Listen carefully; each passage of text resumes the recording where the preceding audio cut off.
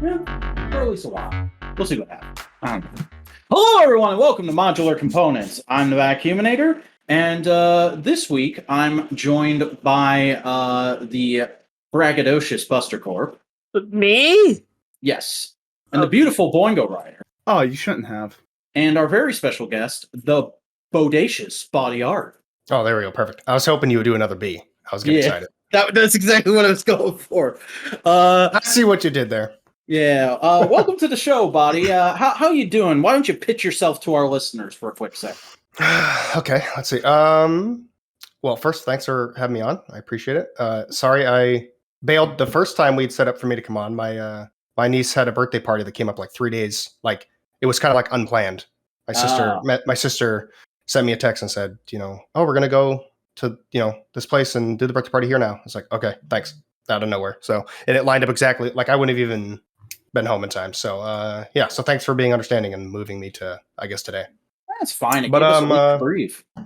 Yeah, I'm an artist on Twitter, and I post on DeviantArt and other places too. I'm a not safe. I found you for Pixiv. Okay, Pixiv as well. Yeah, I post on there. I'm a not safe for work artist, so if you're into that sort of thing, I do that. There's a lot of us out there, so I'm just another one, basically. I do really like your style, though. It's got a nice sort of mid-tone between cartoonish and sketchy, which is always what I like in an art style. Oh, nice! I'm glad to hear that. Thank you. Yeah, I've always liked. There's like elements of Western comic book art that I really appreciate and like, and then there's elements of Eastern and Japanese and anime manga. So I grew up watching a lot of anime. So mostly Dragon Ball Z was my favorite, and yeah, so. I didn't always used to be an artist. That was something I've done only for the last like 6 years now. So. Oh wow. So at what point did you decide to become an artist, and why, really? Well, a lot of people they'll ask, how long have you been drawing, kind of thing, and I don't really think that's like personally for me. I don't think it's a good question generally to ask people because everybody's kind of always been drawing since they were a kid. Like everybody uses markers and crayons and colors and draws and stuff, and so I think like. How long was I like seriously drawing? It's like something like 6 years. Because, I drew when I was a teenager. I would take pictures off of the internet of Vegeta or Goku or whatever and copy them and, make different artwork like that. Teenage Mutant Ninja Turtles, all sorts of stuff. And then it was one of those things that I never saw it as like an actual career path I could do because I would draw and I would look at the people who were better than me and be like, there's no way I could do this. So like from 13 to like 17, I was like, I would draw occasionally just for fun and be like, I can't make this work. So I went to go work at a restaurant for a decade. And then eventually I started as like a busser there, like a busboy. And then I worked up to the general manager when I was like 25. And then I was like, nice. I don't like this anymore. I want to do something else. So I quit. And I decided to actually try to draw for real. So, and I've just been teaching myself for the last 6 years. Oh, yeah. Seems like you've been fairly successful at it. Yeah, it's been better than I thought it was going to be. I actually thought it was going to be an uphill battle that would never have any success at all, but it's not been too bad. So I went back to working there, but just as a cook, so I could do kind of both. I went part-time and I worked as a cook for a little while. And then while doing art, I was doing conventions. Me and my wife would travel to different conventions to sell art at Artist Alley and stuff like that. And then the pandemic hit and we had enough money saved up for me to just outright quit and just kind of be a stay-at-home dad. And work on my art, focus on it. So I've been doing that for the last year and a half. Well, that must be nice. I mean, like I don't want to presume, but it's low-key been my dream since I was like 15, 16 that I would be able to do YouTube full-time and be a stay-at-home dad. Yeah, it's definitely difficult for sure. I haven't dabbled in streaming or doing YouTube videos, although I could do them. It's one of those things that like I don't think I'm confident enough in being able to draw like on video in front of people. Like it's one of those things that people get self-conscious and myself included, that it's just like, I just don't know if I have it in me. So for now, I'm just focused on building an audience at the moment. And then I figured that it'll make it easier to transition into one of those things if I decide to. I have a friend, I actually have several friends who are artists, and that's like one of their primary forms of what they stream. It's just like, hey, I'm doing art. Come look. And it's like, hey, come see me draw a webcomic that I'm also going to present to all of you later on. And it's just, it's a very what's the best way to put it? It's very I can't figure out the word. Fuck it. It's stressful, or it puts it to me. It just seems like you're kind of just putting your creative process out on raw. Right. Gotcha. Because I've always been like one of kind of go like, all right, let me just hovel away in my goblin corner, make the thing. Here's the thing. Yeah, people do appreciate seeing the process. I think it's one of those things that people are just, like I said, even myself, self-conscious about their process and embarrassed. It's like, even if you know that the end products end up looking good and people like them, there's something about like the way you approach it that just makes you nervous. Because what happens a lot of times is that even some of the best artists that are out there, most of their finished work does not look anything like that until it's basically done. And so leading up to it, a lot of artists, you'd be like, well, I can't show this. This looks terrible. Like this, it's all sketchy, and like the face is off. Like the anatomy is not exactly right. Like it's going to take me a while to fix all this. And you kind of have this assumption that if people see you making those mistakes, they're going to like think less of your art. I think so. It's mostly just trying to get over that, because I would like to, start streaming or do YouTube videos or something like that. Mantra. Big creators always try to pair it around to encourage people to start creating. Is like, your first anything is going to be terrible. The first 100 things you make are going to be terrible, but it's making those 100 things that will make them good. And I think that's permeated enough that people are starting to understand that from an audience perspective. Because like, it took me a while to understand that as a creator. Like I would watch YouTubers I loved saying like, oh, well, don't feel bad about your shit. If it's bad, that just means you haven't gotten good yet, but you will eventually, and you're going to look back on it and you're going to see how you got good. And because I don't even want to call myself good, because I hadn't gotten competent yet. I couldn't see that, but now I feel fairly competent with things like YouTube and general video production. That I've actually been rewatching what is technically my most popular video series. Because I'm doing a thing with it, and it's like I can see all the mistakes and they bug the shit out of me, but I can also see like, okay, I had to make this mistake to understand that it's a mistake when I'm making videos now. Right.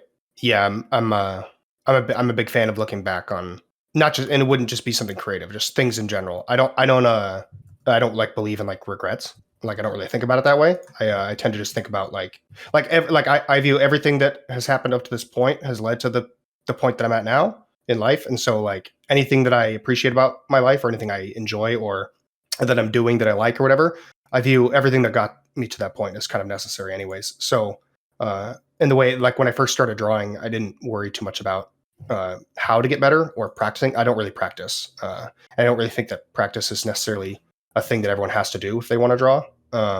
Like I know the typical approach that most big creators especially give is just, just keep drawing or just keep practicing. You'll just get better. And I just don't, I think that that's kind of an unnuanced way of approaching art. It doesn't really take into account the person who is doing the drawing, like what age they're at, where they're at in their life, things like that. Like that kind of advice was sort of useless to me as a 25-year-old with 2 kids and quitting my job that was making me enough money to afford my bills. And it's like, oh, just keep drawing. It's like, well, I need like different advice basically on like how to improve and how to build an audience and how to build a brand and things like that. Like, it's just, so yeah. You didn't need to hear how to start. You needed to know how to get better. You needed to know lighting and shading and perspective and marketing, anatomy, and being friendly to people and shit like that. Yeah, exactly. Yeah, because it's a much more complicated, like social media, content creation, all these things. Like they're way more complicated than I think a lot of content creators sort of think they are, and or like up and coming content creators, people who want to create content, And from what I can tell is what this. I was talking to my friend recently about this. Is that, or my wife too, is that like it seems to me that there's a lot of content creators who are anywhere from like 22 to 28, somewhere in that range, that kind of just blew up sort of by accident and don't necessarily even know what they did right or how they got there. And I think that they're sort of in this sort of weird situation where they're kind of looked to as like the thought leaders and like the people who are the ones at the top of the success hierarchy, if you will, like in content creation. And they're like, oh, I don't know, like, I'm giving all this advice to my 10 million followers or my, 100 million. I don't know. I'm not sure. And so I think that's part of what like permeates that advice is that it's just kind of like it's young people who just in some ways got lucky, in some ways just the right timing and things like that, and they've been tasked with teaching like the next generation of teenagers or younger people who want to do this stuff. And I mean, like when I got into YouTube, and just being, because I feel like the term artist is much more broad than we take it as. We tend to think of it as illustration, but no, Right. illustration is illustration. Art can really be anything. But yeah, exactly. when I was getting into being like a YouTube content creator, and I think there's commonalities between all art forms, is what I was trying to say there. When I was getting into YouTube, that was during the period where like it was just after like the kind of initial 07 through 10 boom. And that was when people were parroting the universal piece of advice of just be yourself, and if you're likable, people will find you. And it's like, yeah, that's true, but you also got to be good, and you got to know how to handle people not liking you. Like, yeah, exactly. That was definitely you pointing out that era, because I was making YouTube videos too when I was a teenager. If I'm cutting out at all, let me know. By the way, I was making YouTube videos that time as a teenager. I was like recording video games and like doing playthroughs of stuff, Metal Gear Solid, Devil May Cry, and things like that. And it was like, oh man, I could do this, for the future, when I get older. But then I just kind of dropped it as I finished school and graduated and had to get a job because I had to pay bills. And all of a sudden, it's like, I don't think I can make this work necessarily. So I'm gonna drop this at the moment, and I'll come back to it another time. And then years and years later, I'm now doing this. But at that time, it was kind of, you're right, like that's kind of how people were approaching it. Because I think it makes sense too, because YouTube was still kind of young and content creation was still young. And I think a lot of people didn't really know what to do, exactly how to do it. And most of the Let's Players that were popular at the time were just people who happened to be playing games and just happened to have the right personality and be found at the right time. It's like we knew. Oh, go ahead. There's also the dumb luck of being the first person to do it. Like Smosh only got so big because they were the first skit group. You know? Exactly. Yeah. And it's the first like remotely fun skit. Because I feel like there must have been one or two people around the same time. For sure. It's been a while since, obviously it's been a while since that time. So I don't remember exactly who. I remember Smosh being, I remember the time when I was in high school was Smosh was like the biggest account. It was like everyone knew they had the most subscribers. They were the biggest YouTube account. And then eventually they would be surpassed, years down the road. But like at the time they were the big thing. And a lot of it is just like being the first person to do the thing that you're doing at the time you're doing it, and having enough of a, getting enough momentum, to get the ball rolling. Because a lot of, social media is really just kind of a snowball effect is what you're looking for, whether it's Twitter or Instagram, especially probably you just need 5 dedicated fans to promote your shit, and then the ball can start rolling on things. Like one thing that sets you apart, one element of your personality or a catchphrase or some sort of design element that's like, oh, that's different, but that's really cool. Right. Honestly, I feel like to just speak it personally, I feel like that's what I struggle with the most, just making my thing unique from other people. That's all right, buddy. You're under the learning tree, right? Yeah. Don't know, like I've made how many? 100, let me check. It's just like, let me get my receipts. I have knowledge. Like I've made like 120 videos. Granted, they're all like 5 to 6 minutes, but like. But here's okay. Did you not read that reply Zaya sent you the other day? Because I fucking did, and I thought it was a great point.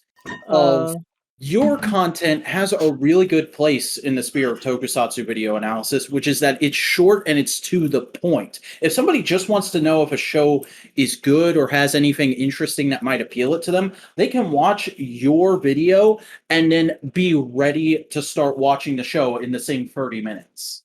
Fair. Yeah. There's always a place for any kind of content. There is. For sure. That's the beauty of the internet. Mm-hmm. I think. Yeah. But like that was one of the things that like is important to like understand is there's going to be like a line between doing this because it's like your passion and it's what you care about and it's what you want to do versus I also need to either make it work as a like it just kind of depends on what your goal is really. There's a lot of people who don't mind working at like DreamWorks or Disney or whatever, animating or illustrating, and then they just post some stuff on Twitter every now and then they're not attempting to make their artwork independently. And then there's people who want to be full-time on Patreon or Subscribestar or, whatever the process may be. It's Is Subscribestar still around? Yeah, I some think so. some people still use it. I haven't heard about it in years. I've heard that some people use it. I guess it's supposed to be easier for not safe for work artists due to Patreon's like policies and rules, but I'm not 100% Oh, sure. yeah, that's right. I don't do either one myself yet. So that is something I wanted to talk to you about, though, like some of the unique problems that come with being an NSFW artist, because I've never gotten to actually talk to somebody who does that stuff.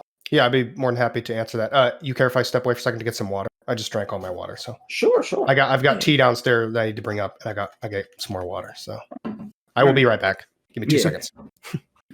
Get the hydration. Gotta hydrate. Gotta get that water. Gotta get that water, Vinny. Get the water, Vinny. Vinny from Fine Sauce? From Bon Appetit. Yeah, shame what happened with Bon Appetit. It's been forever. Sure is. And I don't blame Brad for sticking with him. He needed to take care of his kids. He had kids to feed. He had kids to feed. He also had yeast to feed. The jokes that only me and you would understand, Zach. Joke. Hey, anyone who listened to that specific episode of Analytical Fanboys will get that joke too. So go watch it. It's linked in the cards. At least Which episode? We talked about Brad from Bon Appetit. He had a cooking show basically all about fermenting. What's it called? It's alive. Okay. So yeah, that's the episode you should Google. Yeah. Just in case Fac forgets to put the card in. Zach will probably forget to put the card in. I gotta link a lot of channels for this show, so usually there's not room for much else. That's the excuse I'm going with tonight. Yeah. Gotta do something about this. Do something about what? There's blue tack super glued to one of my thumbs. Why? I was trying to customize an action figure, and it didn't go the way I planned. Silly Billy. I should have re-looked up the instructions first, because this is like a popular customized thing, and I've had the stuff to do it for like 2 years. I was just being a lazy asshole, and then getting my my custom dioramas in the other day, like gave me that customizing bug, and I was like, I'm gonna fucking put all the cloth capes on, and I'm gonna mod Doc Ock's arms, and I'm gonna do this, and I'm gonna do that, and oh god, I fucking super glued my hand. That's nice. I'm back. Hey. Super glue on your hands. That doesn't sound good. It does not. Not generally. I've gotten most of it off though. I wash my hands a lot. I wear socks everywhere too. I'm not a germaphobe, but I get anytime my feet or my hands get like irritated like that, it really drives me nuts. If I get stuff on it that I can't get off, it freaks me out. I have a similar thing, but it's more neurodivergent bullshit. I can't stand certain textures on my hands, so like the minute there's anything greasy on my hands, I'm immediately at a sink just washing them. Just don't like that texture.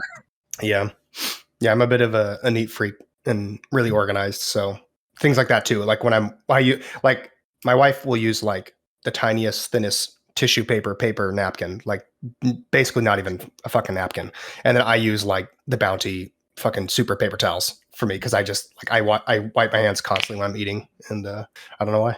Just is what it is. Yeah. So yeah. Sometimes you can't fix the mind wiggles, you know? No, you can't. Anyway, so What we're talking about? The perils of being a not safe for work artist on the internet. Yeah. Generally, how did you figure out to start marketing your stuff and like where to go and all that? Because I mean, like us as the horny people on the other side, we're able to find that stuff fairly easily. But I don't know, like what goes through your mind when you're like, okay, am I making a DeviantArt, a Pixiv account? How am I going to market this? That kind of stuff. Well, so I used to have a different account under a different name. I'm not going to list it here. But it was a mostly safe for work, and it had like the occasion, like it had pinup art, nothing too explicit though. And I did that for a few years. That was the name I was using when I would go to conventions. I had business cards and prints and everything like that. And I was mostly just focusing on fan art and with the occasional like original piece. And then back in roughly the time I started this account, which had been 2020, like mid 2020, somewhere like late summer. I just didn't have enough traction. I wasn't making enough like headway. I wasn't having enough success. And in terms of building an audience online and stuff like that, I was posting on DeviantArt, I was posting on Instagram and Twitter. Those are kind of like the three main ones for most, normies at this point. And a lot of people do use Pixiv, but it is a more Japanese focused audience. And so I decided to do Not Safe for Work because I had always like consumed it a lot growing up. And it was kind of one of those things. I was like, this feels like the easier route to do. And so I made like basically every account I could, like I looked at like any website that people were posting on. I decided to essentially make an account on everything. My thinking is that, the more places I post, the more likely I'll be seen. So I didn't think too hard on where to post. It was more just like, where do people, share art? You're just DeviantArt, trying to Pixar, like get as Twitter. wide a spread as going as possible. Yeah, throw out the biggest net in the hopes that I would get, there's obviously gonna be some overlap. Some people are gonna follow on multiple sides of it, but there's definitely people who follow me on one that probably don't follow. So it seems like it was more of a business decision rather than like, this is what I want to do creatively. Is that true? Yeah, that was the thing that I had to sort of like just accept. And I know that it might be antithetical to the sort of what's the word for it? The approach that people have when it comes to creative things, because there is kind of, so like with creative stuff, people always view it as like, this is a passion thing. This is something I really, really love. And that's why I do it. And then it's like, but there is a realistic component that has to be addressed, I think, if people want to be successful. It kind of goes back to what I was saying earlier, where a lot of these younger content creators just got lucky and got really popular. They were just doing what they enjoyed. They were doing it for fun. A lot of them are doing it in high school, or they're doing it in college, or just as a side thing. And all of a sudden they blew up, and then it became their full-time gig. And I would be willing to bet, if you ask the majority of 30 and up or 35 and up, comic artists or animators or anybody working in the industry, they would give a lot more grounded advice on what to do as far as how to build a portfolio, how you should market yourself, all these things, because they're coming at it from a more business-like approach, because it is their career they've been doing for 10, 20, 30 years. And they've been in the industry. They've worked with bosses. They've worked with people and things like that. And so I was coming into it at, 25, and I started more passion focused and not really worried about too much. But then as all of a sudden, several years go by, it's like 3-4 years or something like that.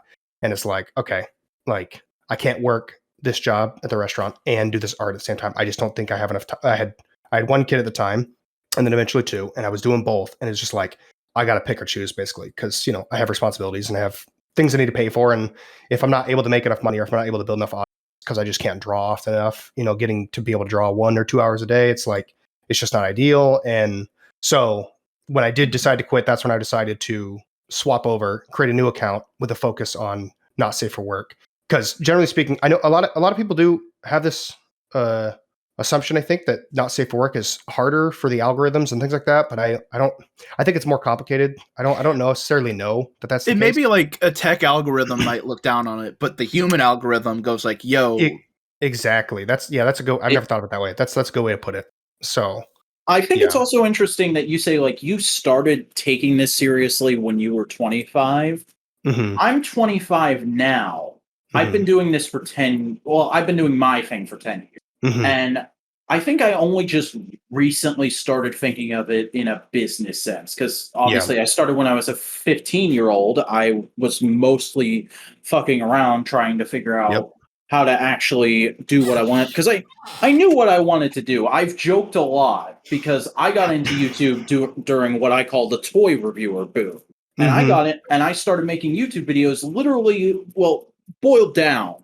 I started making videos thinking, I want to get rich playing with toys in front of a camera too. Right.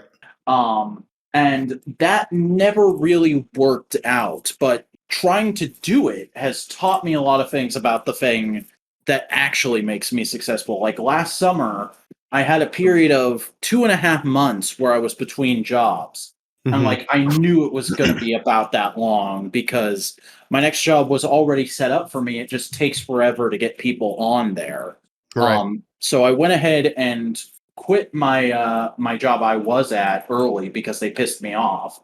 And I was like, I'm just going to take the summer and I'm going to use it to run an experiment. One last time, I'm going to really try and do toy reviews. And it utterly bombed. But it taught me that right now the YouTube algorithm only really likes me doing tokusatsu videos. And I'm not going to break it out of doing that by forcing it and just making a hard switch. I'm going to have to inch my way out of it. So my goal right now is just, like, I enjoy doing tokusatsu video essays. So I'm going to keep doing that.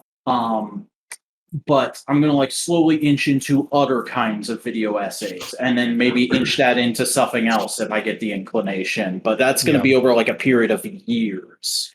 Yeah, no, for sure. It's the thing that made it easier for me, and I suffered for not suffered from this. I noticed this when I was tabling at conventions around the U.S.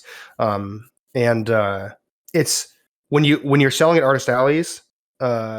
I'm assuming you guys have been to either some kind of Comic-Con or anime convention or toy convention. I go to 1 to 3 cons a year. Okay, yeah.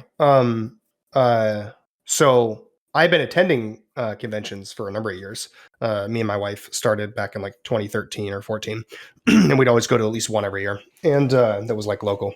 And every time I'd like walk through the artist alley and the exhibitors halls, it was always like, man, I want to do that. Like getting to like set up a booth and like sell your stuff and like sit behind there and interact with customers like this seems like it would be a lot of fun. And so that was kind of like my goal at the start. And that's what I focused on the most in terms of like what I learned, figure out what's the best way to pack stuff, what's the best printing service, things like that, And then obviously a lot of that sort of, I wouldn't say it was like a waste. It was more like once the pandemic hit and everything got shut down for like 2 years, it's like, oh, well, I guess I have to figure out something else now. And so I would like to go back to conventions now that they're back. And it's not, and from my understanding is most conventions are taking off pretty well because people were stuck inside for so long. So, but in that time, I was like, well, I have to figure something out. So I started putting a focus on building an audience online. And, I forget where I was going with this, to be honest. I mean, like was something one of you said something that triggered it. I was just kind of talking about like getting serious about art in general. Yes, that's what it was. Thank you. So I was coming at it from, I was married, I had a house, I had 2 kids, and I was mid-20s. So when I would go to these conventions, I guess this time I only had 1 kid when I was at these conventions. But when I would go to these conventions, I was much older than like most of the people selling at these conventions. A lot of people who are selling at Artist Alley are anywhere from like the entry level age of 16 to like maybe 20. And a lot of them just do it on the side because they're still in school or they're in college or, they're living with their parents or whatever. And it's like, whatever they're kind of just doing it just because they're doing it out of passion. And the thing is that there is going to come a point, depending on your path to success, if you want to call it that, where you have to kind of be more serious. If you don't get lucky and, just blow up and get huge, like a lot of people, not a lot, but a handful of people can do. If that doesn't happen, you kind of have to approach it from a much more cynical and realistic perspective, which sucks because, people think of content creation, whether it be, it looks fun, so it must be fun, right? Mm-hmm. Yeah. And like there are definitely realities to working in any of this stuff that just, I think isn't talked about a lot and there's a very romantic view of drawing and painting and, using, Blender or, making YouTube videos or whatever. And the thing is, a lot of people's perception is painted by like the biggest accounts that are doing this stuff. They see the huge subscribers, they see all the comments, all the likes, they see, if they dig a little deeper, they can look at how much money they're making and stuff. It's like, what's the phrase? It's like you see the result, but you don't see the work it took to get there. Yep. Yeah, exactly. And I mean, I know several big creators who are like the big top dogs in their fields and basically go like, yeah, no, I'm working like 40, 50, 60 hours a week. Mm-hmm. That doesn't sound too bad to me. I was working, 50 hours a week before, but I was working at a restaurant, managing a staff of 30 and, selling 2 million a year. So it's like, I learned a lot while I was there that I think really made it a lot easier for me to transition than you'd think. So when I was at, these conventions selling, a lot of these younger people who were just kind of doing it for fun, they would sit there behind their table quietly and they would doodle or just kind of sit on their phone or whatever. And like, it's like, look, if you really want to be serious, if you want to make this a thing that you want to take seriously and you want to make money and you want to, you want to do this for a career, you need to get up, you need to like interact with the customers, you need to like, be a salesman basically, you need to draw people in, you need to talk about the cosplays they're wearing, the shirts they're wearing, the stuff they've purchased, like you got to engage with people. And I was able to, yeah, exactly. And I was able to come in, to that. It made that part a lot easier. And then it's same thing too, on the other side, when I transitioned into doing what I'm doing now is I'm able to look at the reality as cynical or as much as it might suck of algorithms and the way that content gets boosted and the way that, followers work and stuff. There is a very cynical aspect I think gets overlooked. And I mean, I understand the reason why, but it's just people don't want to associate this thing that's supposed to be fun and supposed to be about doing what you love with the harsh business lifestyle. Yeah, exactly. I mean, there's always been that like cross section of commerce in art. Mm-hmm. It's always been wrapped up in film producers or commissioners for museums and everything, and it's just now that it's on a smaller scale, it's a little easier to wrap your head around, but you don't want to wrap your head around because it's like it's an ugly truth. It is. I mean, yeah. You're an illustrator, but you've also got like 5 other jobs. You're not just an illustrator. You're an illustrator. You're a marketer. You're a social media manager. You're a banker. You're a dad. Yep. A dad. Dad. Yeah. No. It definitely. I think that aspect is has been tough for any especially anybody who is slightly younger, able to get kind of like a huge boost from like a big account early or something like that. It's like a lot of people are realizing like this is way more complicated than I thought. I thought I'd just draw and post and then that's it. It's like it can be that if that's all you want it to be, but if you would like to make money, if you'd like to do this as like a career, like you have to learn those things. You have to take it seriously. Like it might suck. There's going to be some cynical aspects that are going to come out. You might even, I've heard of plenty of big accounts that don't like what they're doing anymore because it's like I used to draw for fun and now I draw for money and it's not the same. And it's like, yeah, that's just kind of the reality of what it is, though. It's unfortunate, but one thing that's always fascinated me from the YouTube perspective. I'm sorry, Boingo. I didn't. No, go. Okay. People always talk about in terms of YouTube, like, oh, don't look at the comments. The comments don't matter. Comments all suck and they're all assholes. No, comments all suck and they're all assholes if you don't look at them, if you don't put in the work to read people's comments, reply to them, be nice, be personable, and try and have a dialogue. Yeah. There is a lot of that kind of advice that I see around that's like, it is a very romantic and idealized version of what you want things to be. Like, yes, comments will suck, but if you're not engaging with your comments or you're not engaging with your followers or whatever the case may be, it's like, it's going to be harder to have a hand on the pulse of what it is you should be doing. Like if you're not paying attention to the number, like this is why, I get the sentiment behind, don't look at likes, don't look at retweets, don't look at followers. Those numbers don't matter. And there is something to be said about, the effect it has psychologically on everybody and how much, I'm really big anti-social media myself. I don't like globally like what it does to people. It seems to be like a bad thing long-term psychologically to everybody, in terms of depressions and self-worth and all this stuff. Not a big fan of that, but it is the reality that we are in. And it is the current kind of environment when it comes to creating stuff. There's an ups and a down basically. So it's like the downside is a lot of that. You're going to get mean comments. You're going to see a lot of annoying people and you're going to, you're probably going to feel like you aren't good enough and you aren't worth it because you're going to spend 10 hours or 5 hours or however long working on a thing, post it and no one cares. And then you'll look at someone else who's way bigger than you. They'll get way more attention and you'll be like, why can't I be that? I have fallen into that so many goddamn times. I made a video forever ago, and it got it blew up. It got 30,000 views in a relatively small amount of time. But it was a video essay, and I was being a little hyperbolic about another content creator in the art he was making. Right. And so people were just like, "You're reading too much into it. You're dumb. Shut the fuck up." A lot of the just bullshit. And I'm glad I got that because that was just inoculated me. It's just like, cool, I've been through that. You can't insult me anymore. But also, you're perfectly valid in telling those people, shut the fuck up, you're wrong now, because the content creator himself said, you know my art better than I do. Yeah, go. No, you can. I was just going to say is, when you're talking about the comments, that's the other thing too, is a lot of people, I mean, this is just psychologically how humans seem to function, which is, it's like, I remember reading, I don't know if it's a study or where it came from, but it was like something like, it's like for every one negative comment, you need like 10 positive comments to like, swap them. It's like, and that is just kind of how it is. Like a lot of people don't pay attention to the, 10, 15, 20, 100 or 1,000 people that hit like or say it's great. If one person says, oh, this sucks, it's like, it hits hard. And that's just how people are. It's a hard thing to get over for sure. I read a comment that says, oh, great video and nothing else. And I'm like, oh, okay. And then I read a comment that goes, you're fucking wrong. Jake and Gia is a perfectly valid relationship and it's really wholesome and nice. And I'm like, shut the fuck up. You didn't even watch the video, did you?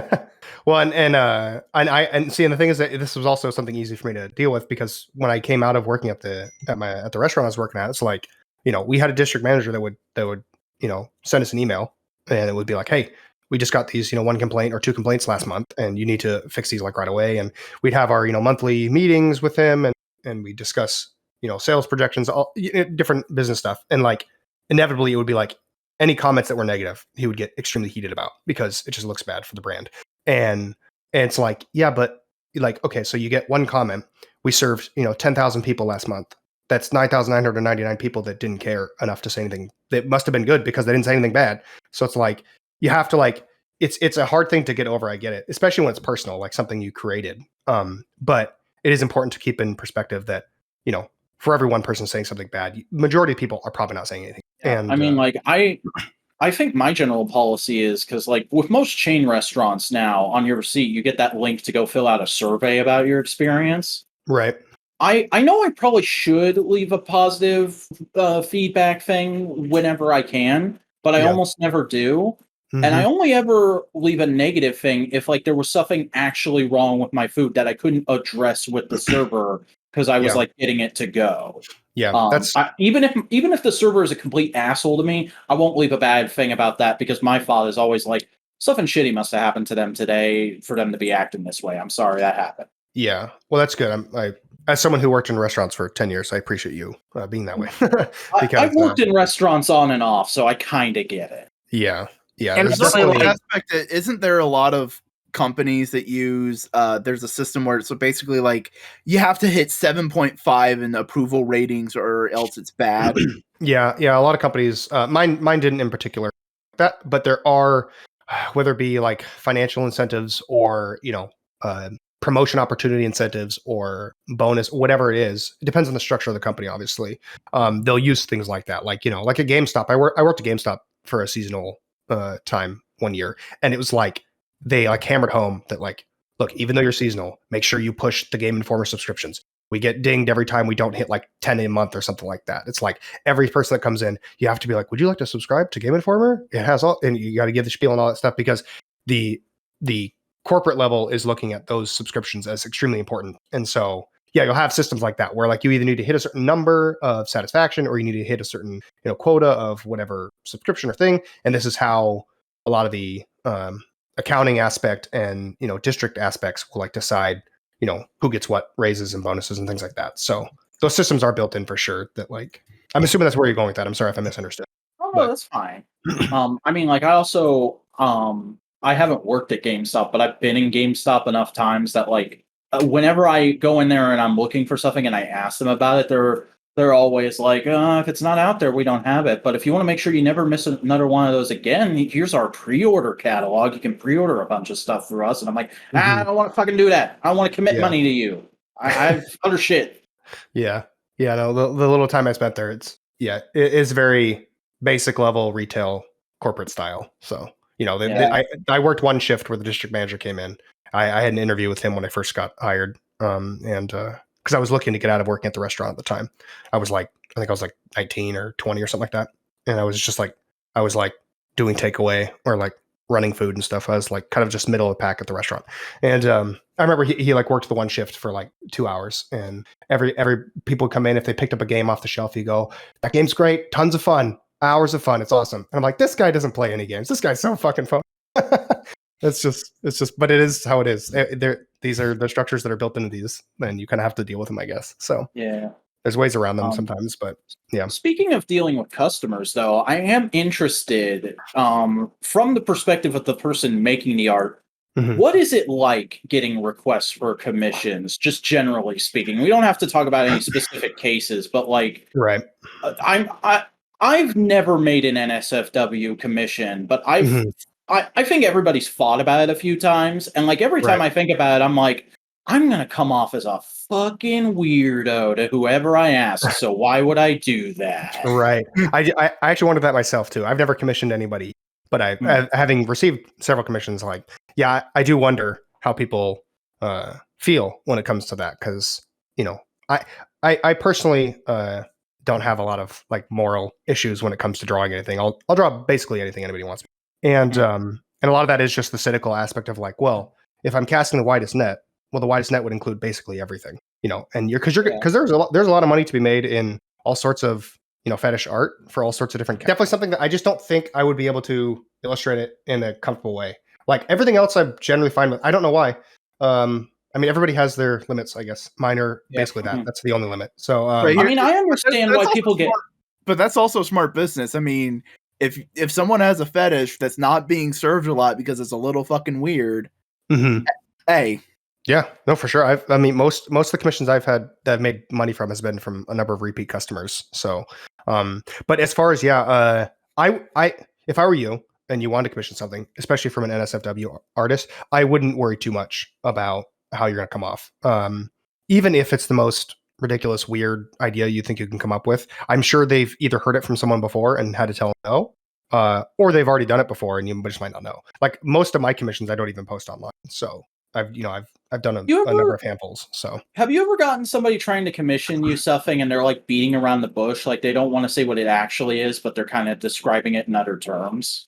Yeah, it is annoying. It definitely is a little bit of you have to like be understanding with people trying to convey their idea of what they want. Some people are just not very good at articulating it, so that does happen. I don't think I can't recall a time where I've had someone do that because they're trying to avoid what they want to say. I've just had people who are just not very good at articulating what they're trying to get. And there's people who either just have never done it before, so they're unfamiliar with the process. They're not very descriptive, and I have to keep asking 100 follow-up questions. And so yeah, you don't want to have to redraw it. Exactly. Yeah. You don't. And I mean, like, I've always like low-key thought that must happen a lot and get annoying, because I have a friend who used to work at a comic book store, and she told me this story about one year on Free Comic Book Day. They had a local artist who was like a fairly well-known comic book artist. And they were doing commissions for a reduced rate because it was Free Comic Book Day. And somebody in the line, dead ass, came up and said, "Could you draw me a picture of the Huntress, but have her be like covered in glue?" Oh my goodness, that would be. There's a difference. See, like getting that doesn't bother me, but it would be hard to like understand how to handle that situation if I'm sitting at a table in a comic book store, like in person with people. It would be like I wouldn't know how to respond. I would have no problem if someone would email me that. It's like there's definitely a level of privacy when it comes to commissioning artists online that you can kind of get away with. So whoever that was, they somehow simultaneously have balls of steel for being able to do that in person, and they're a massive fucking wuss for not just saying come. Right, yeah. Listen, can you make it look like this? I'm not going to use the word of what I want it to look like, but you know what I want it to look like. No, I don't. I don't have the image that's in your brain. I will say, as someone who like has commissioned people frequently about like just general things, channel art, just personal stuff, OCs, I do feel like a jerk sometimes, even if just like not like just safe for work commission. Just I do feel like, will they like this? Will they like that? And they're like, oh, you're fine. It's fine. Usually, well, then again, I do frequently commission like people I know I'm mutuals with, or like so like when I do like commission people, like I am out of like that does still feel a bit weird, but like. It is a very rewarding experience doing commissions, although it's not great for your wallet if you do a lot of them at the same time. Right. Yeah, I've had a handful of people that commissioned me a number of times where I'm like, where are they? Like, I don't understand where they're getting this money from.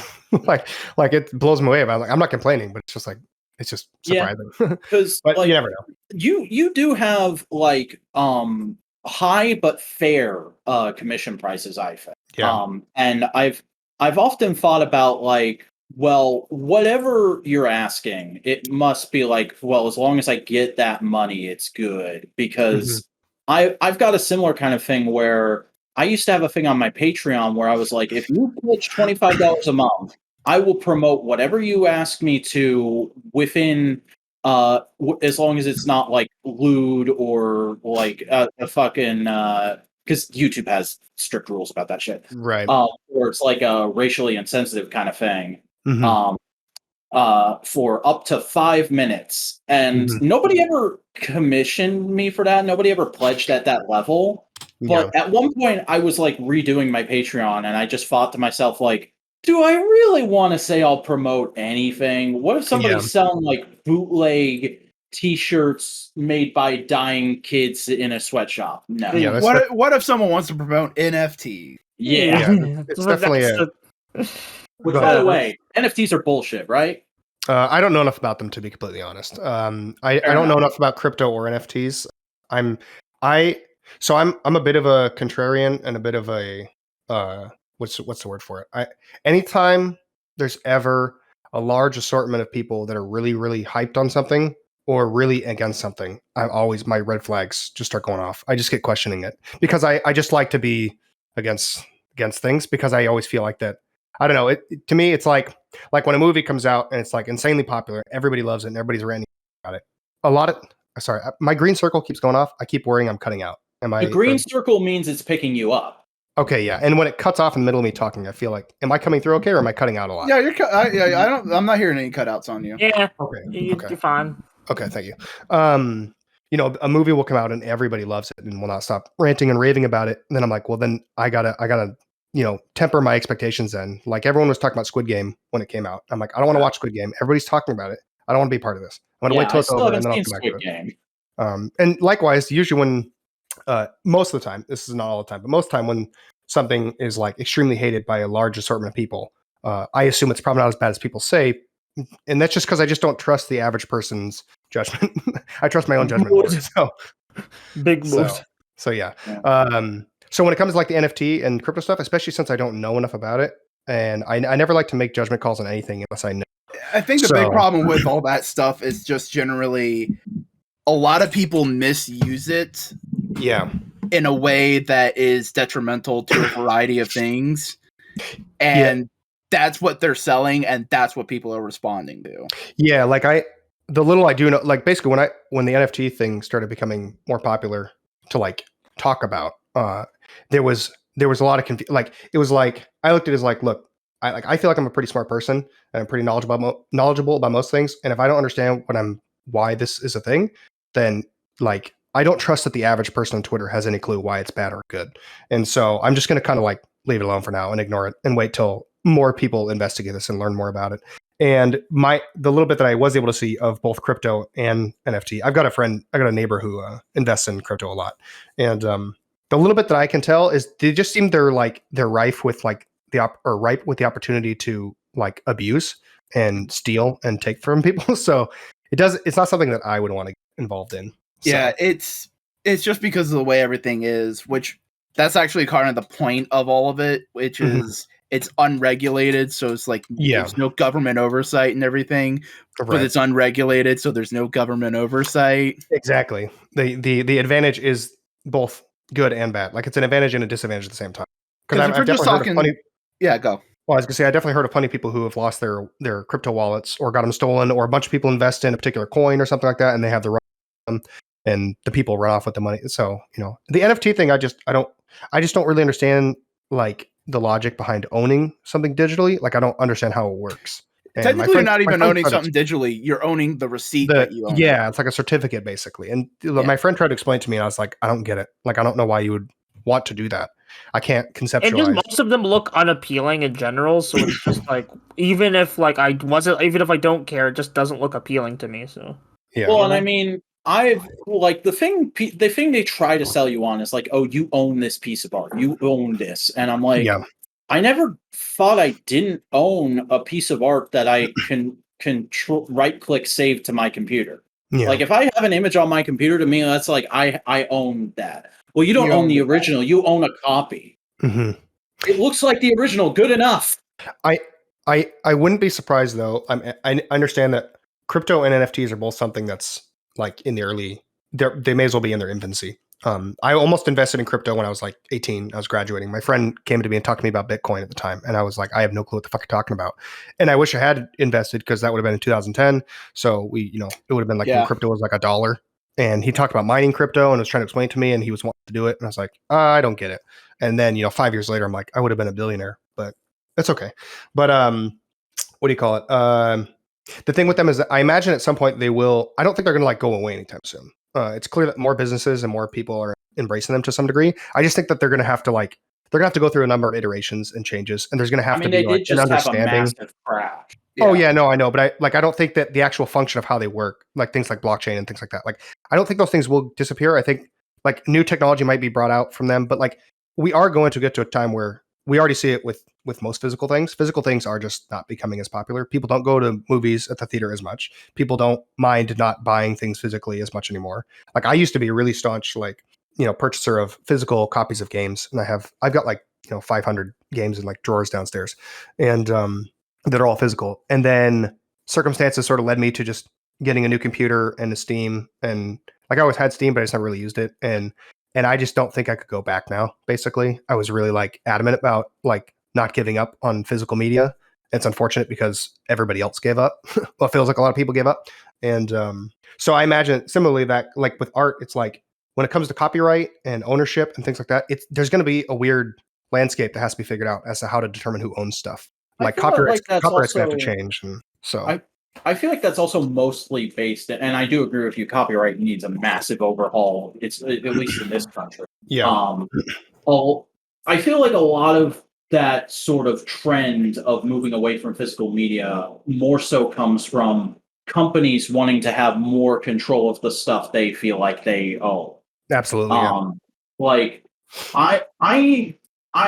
I feel like it's different with video games because with video games, more often than not now, the disc you buy is just like a key to unlock the download onto your console. And so like I can understand moving away from physical with video games because with newer stuff, it's like you have no fucking choice. Mm-hmm. But with things like comics, with actual books, with DVDs and CDs, I still see that as like a very viable option, and I do still do that because we've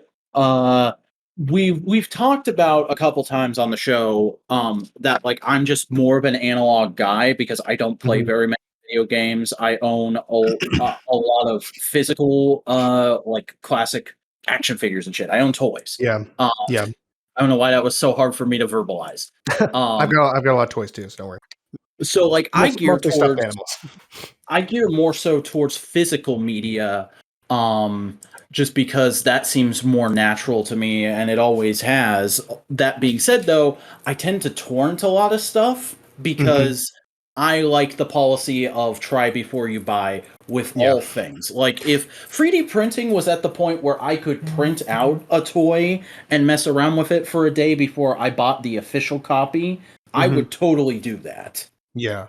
I don't put, this is one of the things I always disagreed with companies, especially music producers and game publishers when it came to the pirating stuff. Like, I never understood the idea behind like not wanting people to like play the game or like, everything pirated is like a sale loss. I don't think that's true at all. Like, at least it's not true for myself. It's not true for anybody I know. And my thinking is that anybody who would pirate it, if you had a better service that could get you these things faster and easier than torrenting or pirating or whatever your thing is, most people will pay to just consume it that way or get it that way. I saw one perspective on pirating music and all that kind of stuff of basically pirated music wasn't sales lost. It was just the equivalent of people listening to the radio and never buying the album. Yes. And my thinking is that, like, and the way I've always explained it to people when I've talked about this is that, look, the people, if you do have the service that is superior to the torrenting or pirating for this particular thing, like, because obviously there's reasons to pirate and torrent. It's like, if there's something you want to consume and there's no, let's say it's, from something from another country and there's no English language translation and there's no, Funimation or anybody bringing it over to where you live or whatever, like, well, I want to watch it. So you're literally talking about tokusatsu. Like, most tokusatsu does not have an official English release. So Buster and I are constantly going on a certain torrent site that may have a name that's similar to tokusatsu, like on a weekly basis. Yeah, and subbers, by the way, you're doing God's work. Seriously. The thing is that the people who are, so in it's where you could get something that's like, But you Steam could get in general is like, well, you got to create a service that is better than the pirates, and people will pay. Yeah, piracy is not a crime problem. It's a service problem.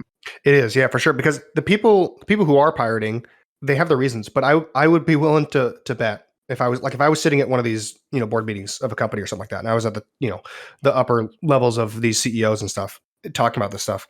It's like, dude, the people who are pirating this stuff, even though we offer a really good service, they weren't going to pay for it anyway.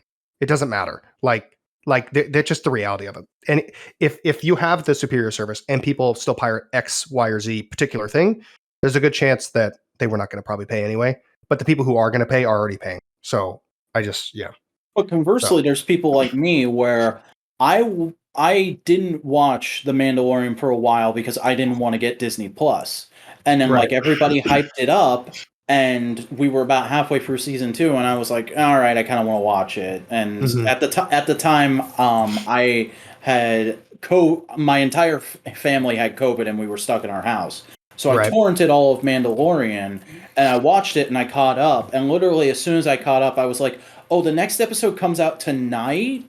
I'm gonna get Disney Plus so that I can watch it as soon as it drops." And and I've had Disney Plus since, and I've bought a ton of Mandalorian action figures. So you know what, Disney? You've made your money back from me torrenting the first season and a half. Yeah, exactly. That is how a lot of people get exposed to certain, either whether it be music or a game or a book or whatever. It's like the reality is that not everybody has the ability to buy every single thing that comes out for the thing that they're interested in. And it seems dumb to me to just be like, well, we don't want this market to be exposed to the thing that we're creating because they're getting it in a way that we don't want. And I don't get the thought process behind There's that. probably going to even be even more of that kind of stuff just because of how many streaming services are happening now, and everybody just going like, I don't want to pay $100 to see all the things I want. I'm just going to pirate the lesser things and keep like the 1 or 2 subscriptions I want. And in this kind of landscape, I'm just going like, we fucking threw Blockbuster away too soon. Blockbuster would be amazing for this. There is a Hollywood Video near me. It's abandoned. It's just an empty building. But there's a Hollywood Video nearby. Did you ever have a Hollywood Video around you? No, I only had a Blockbuster. I had a Family Video, but that closed like last year, and I'm very sad. My family moved a lot when I was a kid, so it was literally like, depending on the time in my childhood, I either had Blockbuster, Hollywood Video, or Family Video. Yeah. I always liked those stores. I would go in every week. Me and my dad would go in when I was a kid, and I would go to the game section and pick out a game to rent for the week, and he would pick out a movie that we were both going to watch, and then we'd watch it. I'd play the game for a week, and then we'd turn it all back in and do it again the next week. It was like every Friday. I missed doing that when it went away. But like, think about it. In the current landscape, how much is a game? A brand new AAA? It's $60. Yeah. Well, and there's been talk of them moving up to 70, which I'm kind of surprised they haven't. They have on PlayStation 5. We just got a massive price hike in the action figure. Well, we got 2 small price hikes that equal to massive price hikes in the action figure world. And there's been a lot of talk of people either saying like, I'm out, or I'm going to have to start picking and choosing a lot more than I used to. That's how I am too. A part of it's because I'm a parent with my own money that has to buy stuff. But when I'm like at, a Walgreens or a Toys R Us, which we don't have anymore, they closed the last one near us, or anywhere I'm going where you can buy action figures, even at GameStop they have them. Now this might be a little bit different than what you might talk about. I don't know if you're talking about secondhand market or just in general, or like I've noticed the prices are more secondhand market is actually getting better because a lot of people who got into it during the pandemic are getting back out of it. Oh, okay, gotcha. So I've just noticed that their prices seem too high for me. Basically, it's like I can't justify paying $10 or however much it is for this 3-inch character from the show my kid likes. Like, it's just too much. Now I don't know if it was, I don't know relative to like how like what inflation wise how much action figures were when I was a kid, because my parents bought me a lot of action figures when I was a kid. So I don't know if they were facing the same problem. What would you define as you being a kid? I could probably tell you. What do you mean? Like what set of years? What year? So I was born in 91. So I'm turning 31 this year. So I was getting action figures in like the mid to late 90s most of the time. Okay, so figures probably would have turtles, all sorts of stuff. That stuff probably would have been around between $8 and $10 a pop, depending on where you went. Okay, so how much? So you said there's been a price hike now. So then, how much is the average? Like, obviously, it's going to depend on the size. It's going to depend on all sorts of things. I imagine. So when I was a kid. My first real love in terms of toys that has stuck with me into adulthood, because I have a couple other lines I was obsessed with before, but I was a Transformers kid first and foremost. When I was a kid, the what's called deluxe class, but is really their standard Transformer size, that was $10 a piece. When I was a teenager, it was $15 a piece. For the last couple years, it's been $20 a piece. It just got bumped up to 22, and then 2 months later, it got bumped up to 25. Yeah, that's definitely a price hike for sure. What are the standard Transformer sizes? If you don't mind me Hang on like, one second. if you know, Buster needs to head out early, so Buster, plug your shit and get out. Hi, I'm Buster Corp. I do videos. Very nice talking to you, Bawdy. Sorry, I did not know this would happen today. Bye. Oh, you're fine. All right. That happens sometimes. It's fine. Aki, post the meme. So what? That's a reference to someone in Buster's server. Gotcha. I have to do that sometimes. Gotcha. Okay, so standard Transformer size, like in robot mode, are you talking like height? Yeah, just like height. Like, roughly 6 inches. Oh, okay. All right. And that's generally my scale. That's referred to as 1/12 scale, and I collect a lot of action figure lines in that. I collect pretty much every line that Hasbro, the people who own and make Transformers, are doing right now, because they have Marvel Legends, which is 6-inch. They have G.I. Joe Classified, Star Wars The Black Series, and one or two others that I'm not thinking. Oh, they just recently got the license to do Fortnite in 6-inch, and I've been tempted by a couple of those because I've never played Fortnite, but Fortnite has some amazing character designs in my opinion. Nice. That's good. That's buying stuff that you aren't a particular fan of, but you like the look of, is definitely dangerous for your wallet. So my wife and I collect Nendoroids and scale PVC figures, like anime characters, things like that. And we have, I think like 100 or something like that, different stuff. And we've definitely forked over a lot of money on. We've been thinking about trying to get rid of them, not get rid of them, but get rid of some, like condensed down, because we just don't have the room. That's fair. And, do you know if you have like a local comic shop or vintage toy shop? We do. It's like, it's like 20 minutes away, maybe a half hour. Okay. I don't know if they would buy them. I'd have to think. They do sell them there. They sell some of the same stuff, but most of them are not in their anime and video game figurines. And my local shop sells just, comics, Batman, Spider-Man, independent stuff, Dark Horse, things like that. So I don't know. They have a couple of them, but maybe I have to ask them. Yeah, I've been curious about what the easiest or best way to go about getting rid of them would be. It's usually a toss-up between putting them at your convention table or just dumping them on whatever local shop you have that'll take them. And you can set a starting price at a local con, but if you put them on if you take them to a local shop, you're kind of doing a crapshoot. Like, they might be a nice place and say like, so what were you thinking? And they'll try and give you something in that range, or they might be like, this is the best I can do, and it's less than you're thinking, or it's more than you're thinking. You don't know. But definitely, people will tell you go to eBay. Don't go to eBay. These days, you'll lose most of your money to fees going through eBay. Gotcha. I was looking at selling through my figure collection, which is where most of the anime figure, like a lot of people create their account and they catalog all their figurines. I have one of them. And there's a lot of people almost under every single listing for every single figurine on there. There's people in the comments saying, selling mine for X amount of dollars, anybody want it, whatever. I've been thinking about doing that. I don't have any of the boxes for any of my figures anymore. We used to keep them all, but then we had too many and they were taking up too much space that I was like, you know what? The only way that they were sitting in boxes forever, never being displayed. And I'm like, we need to get them out of the boxes. And I think one of the fastest ways to do that will be to take them out and break down the boxes and get rid of them. As much as it sucks, it's like, because I always want to keep them for, just because I like to keep the boxes, the analog aspect, and also I think every collector has that moment. Yeah, it is kind of what it is. And the thing is, I don't mind selling at a loss. I don't expect to make money on most or any of them. I don't mind discounting them a bunch. I mainly just want the space. So yeah. So my thinking is that if I go, through like that avenue, I could contact people or list mine. And if I'm discounting it enough, there's a good chance people are buying it, even if it's been displayed before and it doesn't have a box. I mean, I definitely would. If there was a figure I wanted and is like, but there's no box and it's been displayed before, but it's like 70% off. I'm like, well, then I'll take it. So it's like, yeah. Especially if it's in good condition. And I don't imagine you've been tossing those fingers around the room. No, we have a handful that are out like in the open, but the majority are in detolfs that we buy from IKEA. So nice. You're a detolf guy. I have always like low key wanted to try detolfs, but I have these 2 bookcases that just have this really nice wood grain look to them that have been in my family for as long as I can remember, and they work good enough for me. Yeah. No, detolfs are definitely nice. Like I would always see people post their collections online. And I was like, man, those things look good. And they're only like $60 or $70 at IKEA, which like, isn't bad considering depending on what you're putting in it, you can display quite a number of things. So yeah, I feel like if I ever get like a proper dwelling of my own, because currently I rent the upstairs from my mom.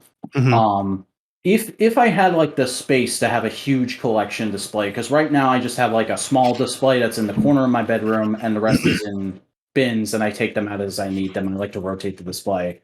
But if I could have a huge, here's everything in one spot display, I would probably either buy detolfs or want to get a place that has shelves built into the wall, or spend a ridiculous amount of money to get a contractor to do that for me. Yeah. There's definitely advantages and disadvantages to everything you do.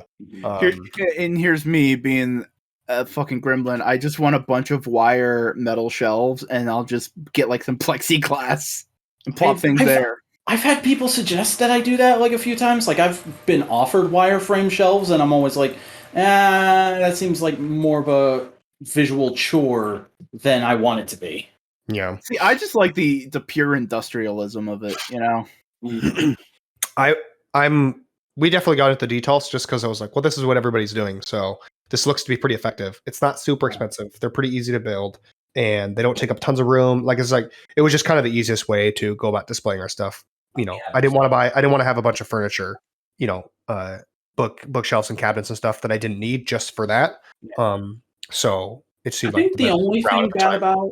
Sorry, I didn't mean to steamroll. Oh no, you're fine. You go ahead. I feel like I've done all the talking so far. So I think the only like real drawbacks to detolfs is they're glass. So if something hits them hard enough, they will shatter, or don't live in an earthquake zone. Yeah, and I've got two kids that there's been from the time they're both born. There's been a number of times my wife and I were like, "What are we gonna do when they start running around and hitting shit?" Like, oh god, especially those don't have built-in locks. Yeah. My daughter didn't even notice them. I don't even know if she even knows they exist. She's turning 5 this year, so and she doesn't. I mean, she's definitely looked at them before and pointed out the different figurines we have and stuff. But like, she's never messed with them. She never like tried to touch them really. Like my son, on the other hand, is definitely more destructive, and he's turning 2 this year, so he's at the age where he's like picking up baseball bats and whacking them around at stuff, and I'm just getting a little nervous for the next year or so. We'll see. Yeah, he's gonna start getting violent. Yep. And I mean, like my nephew, he's not even a year old yet. He will be in August, but I don't even think he's been in my room long enough to recognize that I have toys or that the stuff I have is toys. But I see him with his toys and his playpen downstairs, and he literally just picks stuff up, shakes it, tosses it, and if it's like a bigger stationary thing, he will just like slap at it. Yep. That's exactly what they do at that and age. I'm like, it's built for you to be able to do that, but oh god, I hope you don't do that to my stuff. Yeah, as long as you just keep it out of their reach and away from them, you'll probably find. And by the eventually there'll be an age where they won't do that. So yeah, and I mean, I also like part of my plan, I guess you could call it, for being around him is I do want to be that cool uncle who educates him about that kind of stuff. Yeah.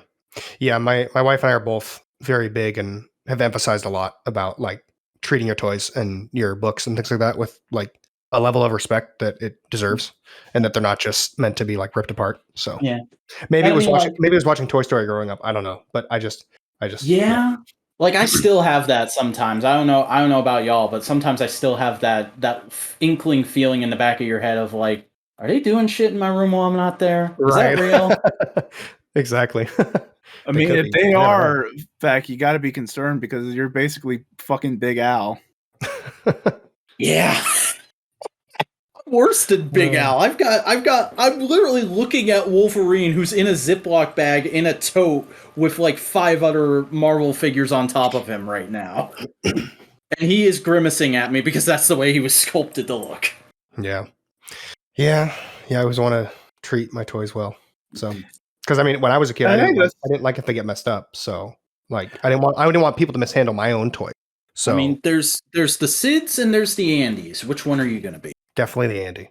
Yeah. I get the appeal of the Sids though. Mm-hmm. I do. I had an M Bison figure. There were 7. I was being babysat by my aunt and uncle, and I was at their house, and I like had a couple figures with me, and I took my bison figure and I put him in the freezer for like 10 minutes. And then I took him out because I was like curious. I like didn't know. And then he definitely stiffened up a lot. And then I remember playing with him that night. And that's the last memory I have of him. I think I left it at my aunt and uncle's all those years ago. I was talking to my mom about this recently and how I want it back. I think I left it there. I think there's a new M Bison coming out that you could probably get. I forget what line it is though. It's definitely for you. That was the last time you saw M Bison. For him, it was just another Tuesday. You had to say that. You had to fucking say that. I did. I did. I likely won't. I don't until my kids start playing with action figures. I don't plan on buying any at the moment. Fair enough. My wife and I we like to just display our figures that we buy that are. I'm not a big fan of posable ones myself. I don't think I would get enough enjoyment out of them because I don't think I would. I don't have the time. Like I already don't have the time for most of the things that I'm doing, and I definitely don't have the time to set up scenes intricate.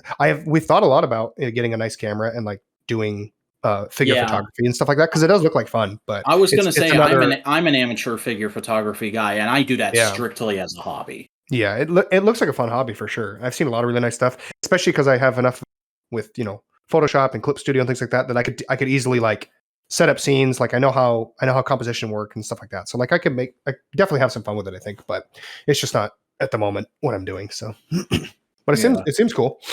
It's definitely fun. A lot of it is like there's also the dichotomy of like having a really nice display and not wanting to mess it up, but then having an idea for a photo.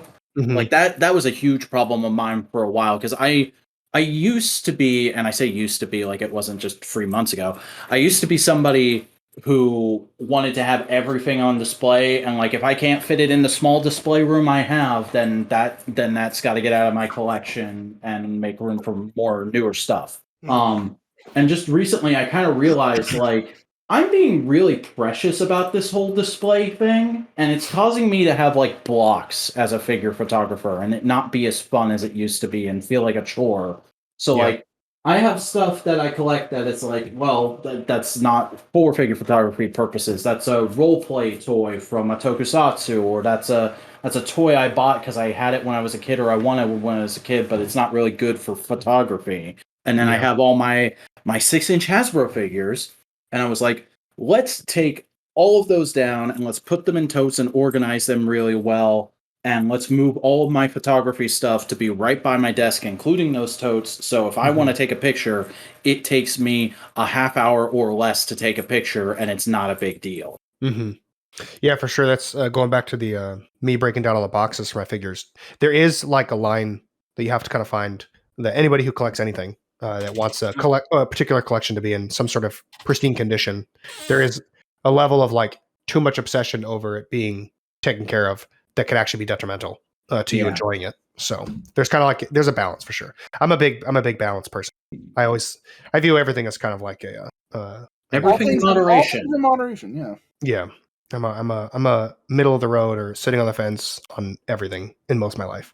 Yeah. So that's also partially why I'm pretty open and like relaxed about most things because I understand that there's perspectives on just about everything in the world, and so because of that, I'm not really like prone to criticizing one or the other for the most part. I don't come down too hard on any particular thing, and I get that everybody's into everything. So yeah, and I mean that ties back into what we were talking about earlier with your art, where you do have a few images of characters who, in their official media, are underage, and I know there's a lot of controversy about that art even existing to a lot of people.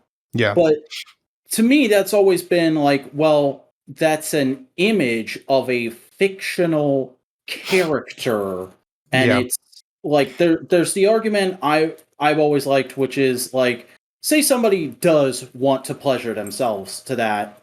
Would you rather they pleasure themselves to that or to an actual image of an underage person? Right. Because to me, one is horrifying and one is it's not for me, but I want to have that conversation with that person. Yeah, no, for sure.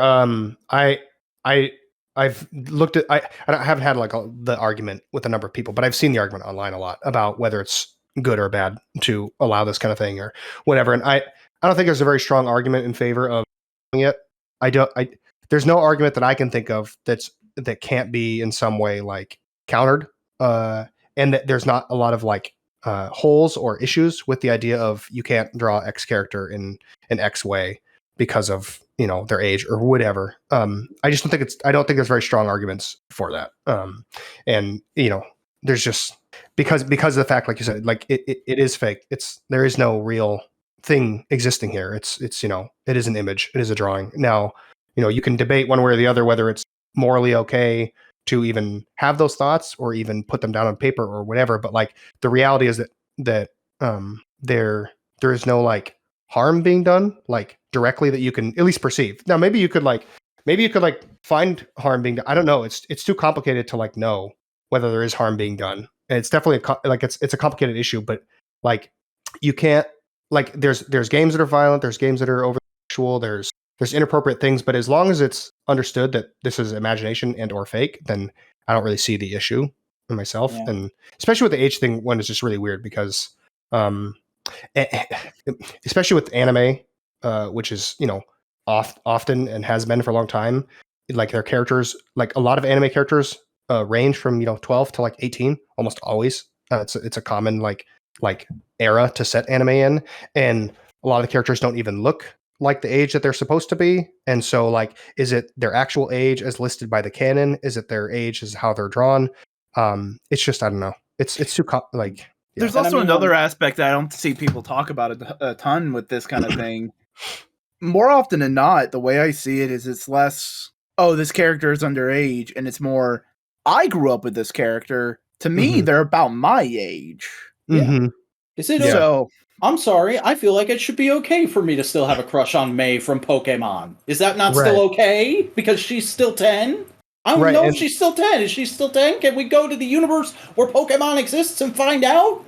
Well, that's the thing is that like most of the arguments in favor of it is like, well, they might look like they're 25 or they might look like they're 18 or whatever, but they're actually canonically 12 or 11 or whatever. It's like, well, but all it would take would be the author to say, no, they're 18 now. And all of a sudden, does that make it okay? It's like this. There's no argument here, and there's also the fact that you could just simply label it. No, this is fan fiction. Yeah, it doesn't. I don't. Yeah, and I mean, there's a massive fucking meme on my content, on this channel's content, and in my fucking life that Supergirl is my waifu, and literally, depending on what piece of media you look at, she's between 15 and 60 fucking 5. Right. But like to me, when I started thinking of her in a way that could be classified as my waifu, I was like 13, 14, and the piece of media I was watching, she was 16, 17. So to me, she's still older than me. Hell, the character has existed since the 50s, so no matter what, she's older than me. Yeah. Yeah, it seems weird that the line would be drawn. Well, whatever the Wikipedia page says her age is at is the age she is. It's like that's stupid. I get the joke that a lot of people make fun of when you have the 1,000-year-old Lolicon character or something like that. It's like that is making fun of the people who say that the canon age matters, because I don't think it does. I don't really think you can make an argument one way or the other whether it even visually looks like they're, because a lot of that's all perception anyways. A lot of that is just like And there's one argument I can say, like, okay, you have a point there. Is like some people that there might be kids who see this and do that, and then I just think, yeah, that's an adult being irresponsible. It shouldn't have been it shouldn't even been near the purview of the child. I mean, go ahead, Boingo. I didn't mean no, that's what it's basically like, how could this kid get a hold of this gun? Yeah, it wasn't locked up. The parents was a dipshit. When I was a kid, my parents and most of my family are Christian. I am not now, but I was when I was a kid, and my mom used to always tell me not to watch shows because they swore in it. And I couldn't articulate it when I was a kid, but I always felt like, well, Mom, if I'm gonna swear, it's because I want to swear, not because I heard somebody swearing. Swear words exist in the English language. I will find them no matter what. Yeah. No, my wife and I are pretty laid back with all that stuff. We like, especially in the US, we have a weird relationship with sex as a whole, due to our history. And so it's like to your point about, the kid getting a hold of it, or kind of like like leaving the loaded gun out or something. It's like even that is its own complicated issue because it's unclear as to like what like everybody has their own like limits to like what is acceptable levels of like what's the word for it, introduction, I guess, to sexual matters, so like what ages that is appropriate, things like that. Like that fucking for the last like 150 years has ranged constantly. So it's like there's no easy answer to this stuff. So when I like when my dad was my age, it would be normal for someone my age or his age or however you want to look at it to have a full family. But for me, I'd never even been in a serious relationship. Like that's just a generational shift right there. Because I know it's obviously not for you, but there's the similar cases for a lot of males my age. Oh no, for sure. Our because you're only I'm 25. If you're 5 years younger, then you're arguably a Zoomer to some degree, depending on where you would draw the line. I'm on the borderline, but I think of myself as a millennial. Okay. Because I have seen exactly that. Like the loneliness issue is a big issue, and it is something that it's like relationships just don't function the same way they used to. And the idea of having a family at early to mid 20s is just not as common for sure. And there's a million reasons for that you can discuss at length. But the reality is that things just change, and the expectations of everybody's roles and what is appropriate and what is inappropriate stuff that just changes all the time. So not saying it's good or bad. It's just the reality. It is what it is. So yeah. Anyway. This has been really good. This has been a lot deeper than I thought we were going to get, but I like it. Okay, good. I was gonna have to apologize possibly, but if you're good with it, then that's good. No. Like, this is the kind of discussion I like to have with people. Like, I like to either be like this or, oh, you like that thing? I like that thing too. Let's talk about everything that happens in that thing. Like, those are the two kind of discussions I like the most. Yeah, I'm definitely the same. I'm cool with either one. I would have been fine to just hype on a bunch of stuff or criticize a bunch of stuff or just talk like this. Whatever's cool. I don't like. I met Mark Waid once, who is a comic book writer, and this was like years ago. This was before I even knew Boingo. But I met him at a convention, and I asked him to sign a Superman comic he wrote that I had just bought. I hadn't even read it yet. But I was like, oh, Mark Waid, big comic book writer. I've read some of his stuff, and I know he's a big deal. I need to get him to sign something, and I need to meet him.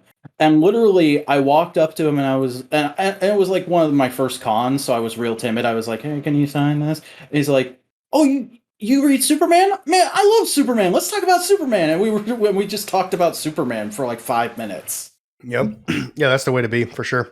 And like I was saying earlier, you'll see a lot more like industry veterans are going to have those approaches because they're going to understand. They've either got the experience or they've got the age, the wisdom, whatever you want to call it, to understand like how important that stuff is. And they're going to be, likely if they're illustrating or they're writing for these publishers, they're going to be very passionate about those things and they're going to want to like express that. Like, I think a lot of people have kind of the nervousness to be around a celebrity that can be like, or someone famous within their own circles may not be like, I doubt Mark Waid is known by like my parents kind of thing, but like there's going to be that level of like nervousness when you're kind of like meeting someone bigger than you. And, but I think at the end of the day, most of the people, especially if they're older than you, they likely are a lot more approachable than you'd realize. So, yeah. I mean, that's kind of, in a minor way, because I don't think hello, I am Boingo. I am a VTuber. I don't think that was mentioned. You're a career that literally didn't exist 5 years ago. Yeah, VTubers have blown up in the last 2 years for sure. No, Kizuma Ai was around that time. Kizuma Ai is the start of it. Okay, but like that's the beginning of it. 5 years ago, would people understand what a VTuber is if you just said VTuber to them? No. There's people now that don't know what a VTuber is. So yeah, but even then, I'm incredibly small time. I'm very insignificant within the sphere. I only have some friends who are a little bit bigger than me. But like trying to like just say like, hey, I have an idea for a collaboration. Do you want to work with me? Is a little nerve-wracking. I spend like days just going like, fuck, how should I phrase this? How can I ask this person with a bigger following than me to come onto my rinky-dink game show? Yeah. Well, this touches back a little bit to what I was saying earlier that like the downside to, I mean, I would be willing to wager that most VTubers are pretty young.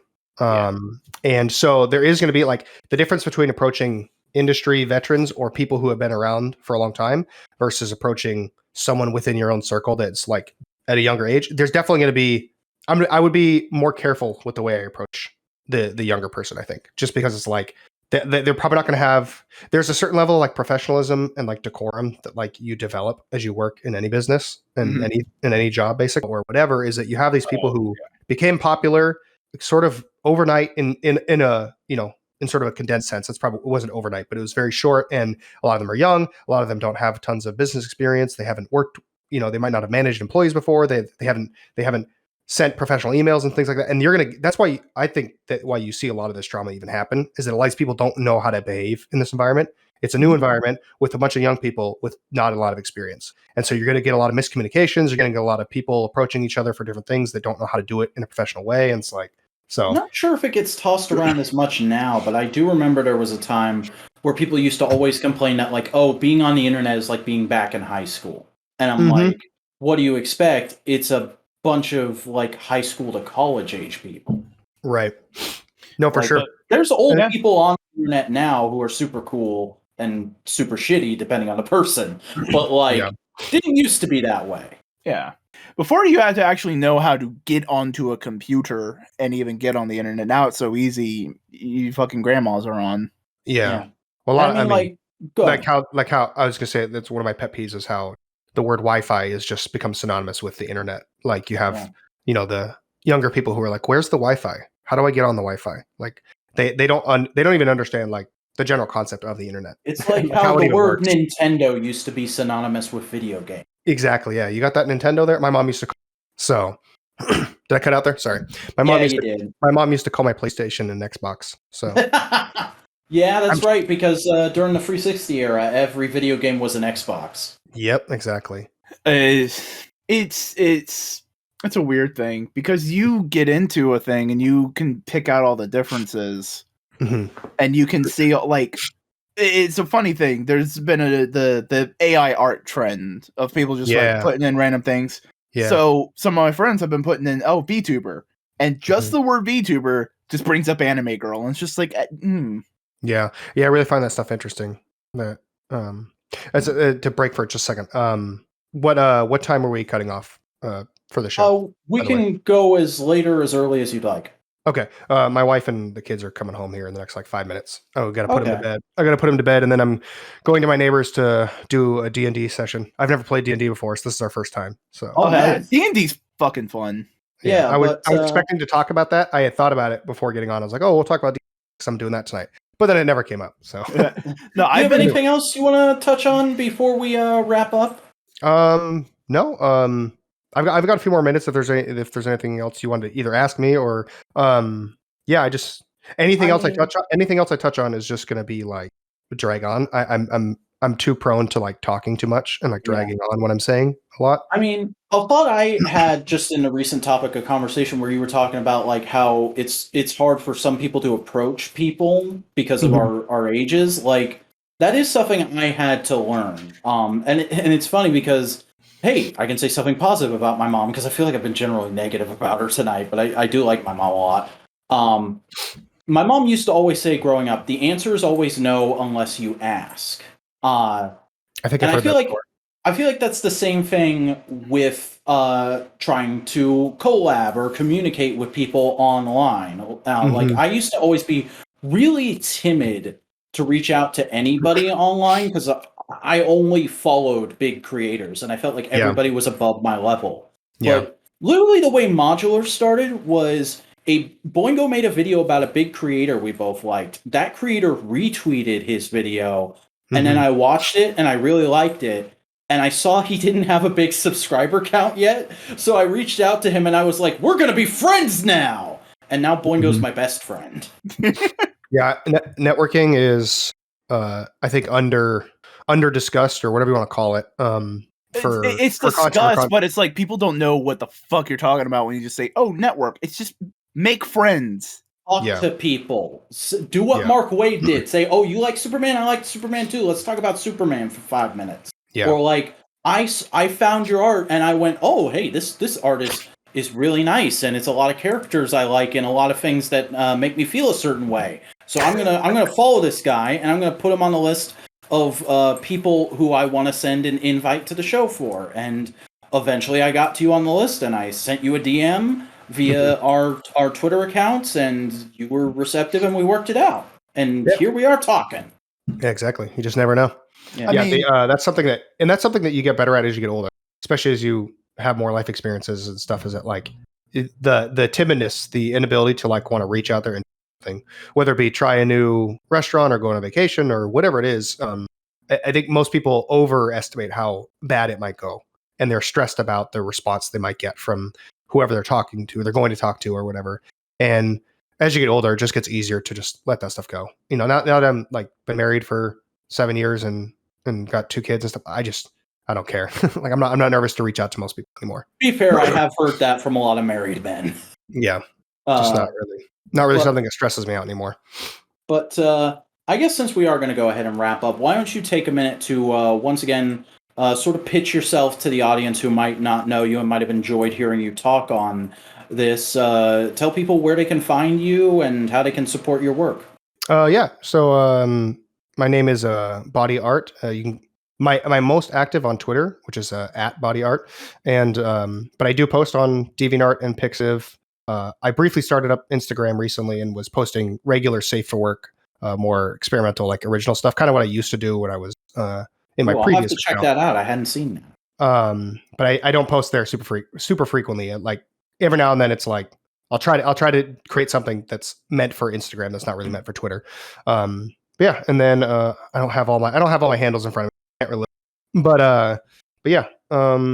Most of your stuff will be linked in the video description too, I should say. Cool, perfect. Yeah, if you like not safe for work art, then I'm another person who does that. So I can't think of the easiest way to like sell my uniqueness. I know we were talking about that a little bit earlier. I don't know. I tend to have a blend of all sorts of styles. I don't try to stick to one method of drawing anything. So you will get like a variety of color approaches and like line work and things like that, which I think is the way that I've just approached art forever. Is I get really bored really quickly of doing anything.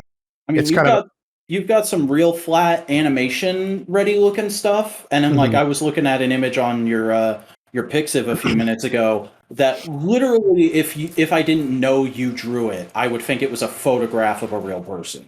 Oh, nice. That's good. When I first started drawing, that was the way I tried to like approach it. Was that I actually didn't want to have a recognized look to anything I did. I actually wanted to like have my art be such that if you looked at 10 of my most recent illustrations, you wouldn't necessarily know they were by the same person. I've sort of fallen into an actual style now because I've just found that having a different look every single time is just not helpful when it comes to building an audience. I think people generally want to look for something that they like stylistically, and so I'm becoming more and more accustomed to sticking with a particular approach. But I try to branch out and not do that as best I can. But yeah, so this has been fun though. I appreciate you guys inviting me on, and yeah, had a good time. It's fun having you. Well, Boingo, yes, you've also got to let the people know where they can find you. Fuck, I do. Yeah.